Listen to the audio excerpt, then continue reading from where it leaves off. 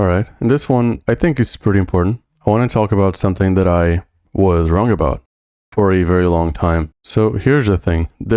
In this community, there's a huge percentage of people that have mental illnesses. Some people have autism, some people have ADHD, some people have depression, others have anxiety, all over the place. Sometimes bad looks is a precursor, sometimes it's not. Sometimes it's just trauma, parental abuse, etc. There are countless possible reasons. But here's the thing that I think the community is wrong about, and that I personally was wrong about for a very long time, which has to do with meds and therapy.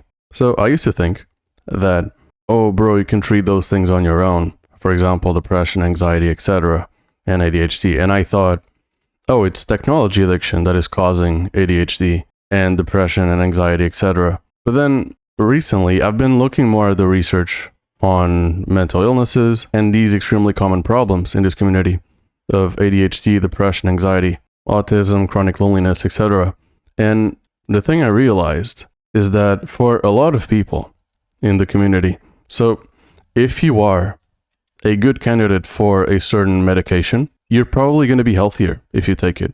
So for example, if you have ADHD, you cannot focus on anything, cannot focus on studies, cannot focus on work, you are going to be healthier if you take ADHD meds compared to if you don't. If you have insomnia and you cannot sleep, you're going to be healthier if you take insomnia drugs compared to if you don't. If you have depression and anxiety, you're going to be healthier if you take meds compared to if you don't. And here's the thing, maybe the reason why you're finding all this escapism in doomer videos or video games or porn or Discord communities, maybe the reason why you flock to those is because there's something wrong in your neurochemistry. And maybe that's the root cause of the problem. Maybe you have ADHD, undiagnosed, and if you actually took meds for it, maybe you could actually focus on your studies or your work, which would mean that you would no longer have all of these bad habits. Same thing with anxiety and depression. Maybe if you took medication, you would no longer constantly try to seek relatable people in Doomer YouTube channels or Discord servers because your brain chemistry would be different, so you'd be seeking something else. So what's the point of this video? It's that maybe it's not your fault. Maybe the reason why you have so many bad habits is because you have a brain chemistry problem that perhaps it's even genetic. And if you actually took meds, you would seek to do the things that you actually need to do to improve your life. Quick examples. If you have insomnia, you have a hyperactive nervous system at night, especially the amygdala. If you take drugs to slow it down, you're going to fix the problem. If you have ADHD, you have too many dopamine transporters in your brain, which means that dopamine is removed too fast, meaning that boring tasks, for example, studies and work, they become unbearable and impossible to do. And maybe if you took meds, you could actually do them, and that would actually possibly change your life instead of constantly seeking high dopamine and developing a technology addiction.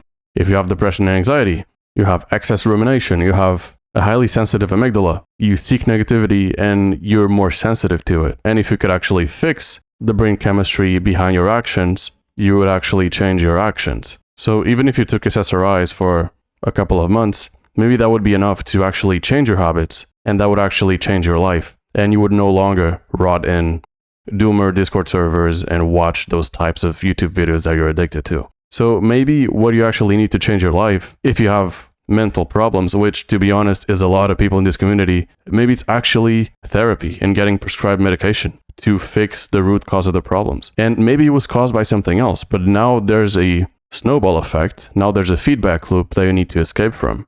And maybe meds are the solution to it, which is something that nobody ever talks about because they think therapy is gay and doesn't work. But if you actually look at the studies, it works if you're a good candidate. Like if you have real ADHD, the meds are going to save your life. If you have real insomnia, the meds are going to change your life. If you have real anxiety and depression, the meds can change your life. And whatever minor side effects that you can have, they don't even compare to having your life ruined by depression or anxiety or ADHD or insomnia or whatever you have. So yeah, do your own research, see if you qualify, if you have a lot of overlapping symptoms with any of these mental problems. And if you do, try to fix the brain chemistry, and maybe that's what will actually change your habits. Instead of you brute forcing your way into being a happy, disciplined person, when your brain chemistry is not aligned with the habits that you want to have. So yeah, I'm going to talk about more of this topic later because I've been learning more about psychology, how the brain works, how certain mental diseases work, including, for example, ADHD, depression, anxiety, autism, insomnia, etc. So yeah, I'm going to talk more about that later in future videos because I think a lot of people are mentally ill in this community and they are undiagnosed and they think meds are cope. They take, for example, finasteride, which cures a disease, which is hair loss, but then they don't apply that same logic for brain diseases, for brain problems like anxiety, depression, ADHD, etc. So yeah, maybe see if you qualify, and if you do, it might change your life.